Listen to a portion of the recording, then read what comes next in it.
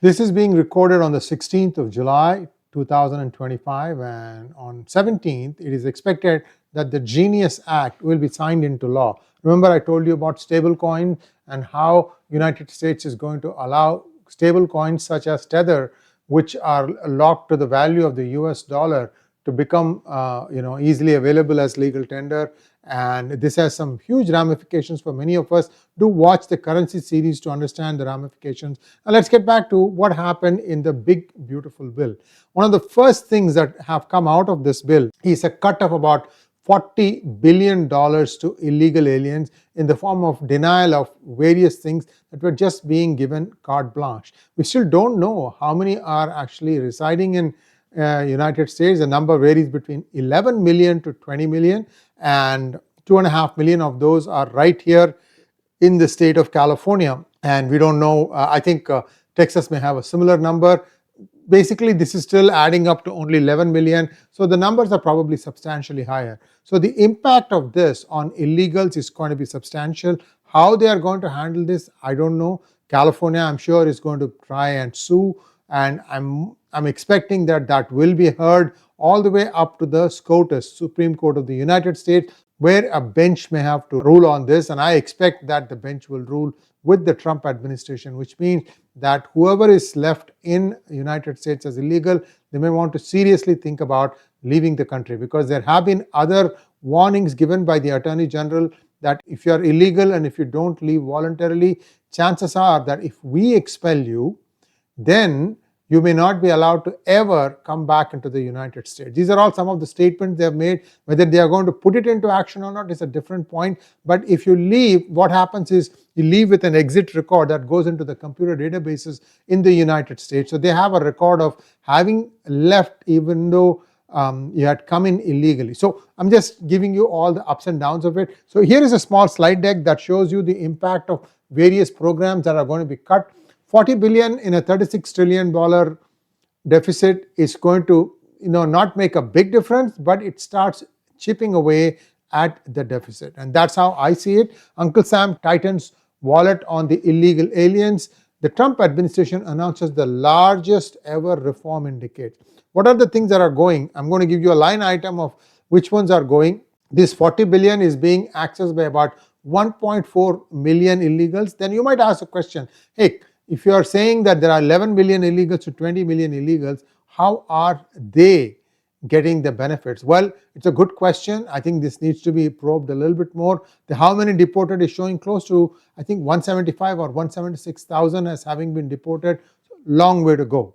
But at least the number of people being deported is going up, around 1,000 a day now, and it was expected to be 3,000 a day. I don't know when that number will be reached, but deportees are going. They have new facilities, and the Democrats are poking fun at something called as alligator Alcatraz in Florida.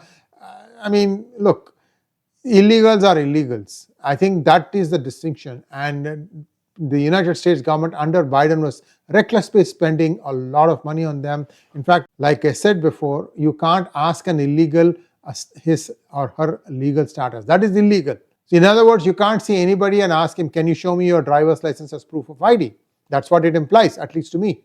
So we'll see how this plays out. But clearly here with Medicaid reform and spending cuts and tax reform and also having work restrictions, this is going to make a huge dent for many illegals. I feel sorry for them because somebody sold them the dream and got them on buses and trucks and what have you and brought them thousands of miles across the Americas to here, and now they're being said that you need to go back.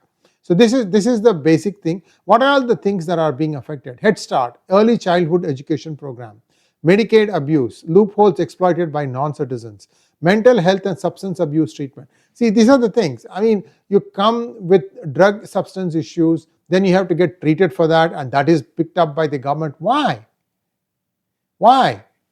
Family planning grants and education aid, especially at technical and vocational colleges. Some of the major programs affected are USDA food programs, including WIC and food assistance, Labor Department training funds, DOJ legal support. There used to be these signs when you're crossing the border saying that click on this from your phone and then we will find you a shelter. or words to that effect.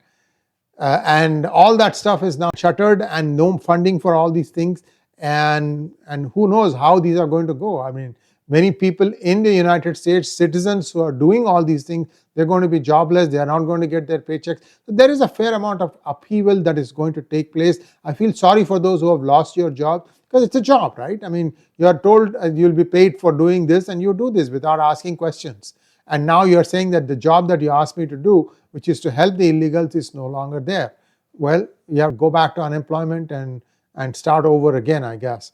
So there are other things like health, workforce, scholarships and loans, post-secondary education grants. All these are viable for legal immigrants. I have no problem with that. But if you come in illegally, then I don't know why you should be eligible for these things.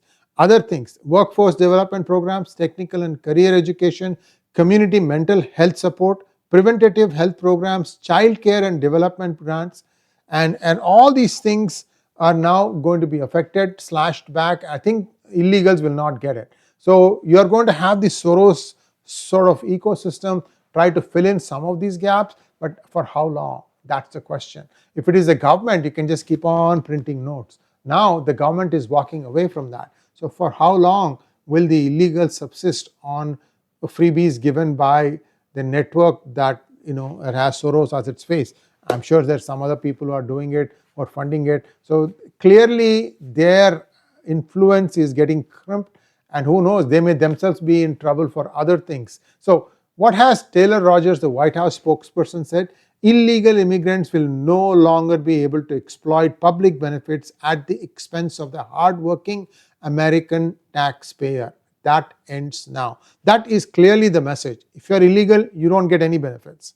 The statement signals a strict new policy that is aimed at preventing undocumented immigrants from accessing federal or state-funded public benefits. I'm sure many states such as California, New York will sue. Let's wait and see when they started. Maybe it might be as early as tomorrow. The policy prioritizes restoring fairness by ending rewards for illegal immigration, emphasizing that Americans who play by the rules should take precedence. I told you, remember, about how illegals get better tuition benefits at some universities over legals, American citizens. I mean, that is preposterous. But now let's take a look at who are still getting help from Medicaid reform: pregnant women, children, disabled Americans, truly needy citizens. So the citizens of US are the ones who are going to be getting these benefits.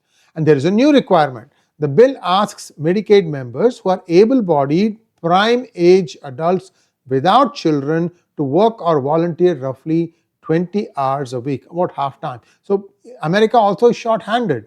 They need people. They need people to come and work. And many departments, such as the Department of Health and Human Services, is cutting access to 13 plus public programs for illegals, including child development, family health, mental health, and addiction programs. The Department of Education is ending free tuition for illegal immigrants in the career technical colleges. This was the episode that I had done. Department of Agriculture is restricting illegal immigrants from federally funded flood aid. Also, Department of Labor is barring illegals from workforce training grants and job placement help. The Department of Justice is closing loopholes that allowed illegals to access taxpayer-funded legal benefits. Which are the states that are going to scream the most or be affected the most? California, Texas, Florida, New York, New Jersey, Illinois, New Mexico. These are all along the border. California, New Mexico, Texas, and Florida, right? And New York, because they were most welcoming, or one of the most welcoming, and New Jersey also, because it's a neighbor to New York, got a lot of them. And Illinois, again, it is Obama state, so what can I say? Now, state governments are going to push back, and what is happening is they are going to, say that they will sue the courts, and they are arguing that federal government is overstepping its authority. I don't agree. Immigration is a central subject. It's a federal subject. Well, I'm not a lawyer and I'm not qualified to read the law. So like I said, this is going to go all the way to the Supreme Court of the United States, and it will be decided there, hopefully soon. So all the states will see sharp new federal restrictions on illegal immigrant access to 40 plus programs. Those with large undocumented populations, such as California, Texas, New York, will feel the greatest effects. New reforms are about putting America and Americans first, citizens who follow the law and pay the bills. Finally, the clarity has emerged from the Trump administration. I hope people understand and appreciate what this is trying to do. Not by any means a done deal. There will be challenges. There will be some judges who will say, I'm still going to give a nationwide injunction because this looks like a class action suit to me. I mean, one can frame it as a class action suit. So it is going to be, you have to wait and see how this thing plays out. But the writing is clear. The Trump administration is coming through with a lot of their promises. Of course, the Epstein files, on which I've done a separate monologue, continues to simmer. Trump is trying his hardest to try and get some other things done, claim credit, and keep saying that, look, we are marching ahead. Forget about the Epstein files. Let's wait and see how that plays out. Thanks for watching. Please like, share, and subscribe to our channel. Don't forget to click on the bell button for notifications. Namaskar.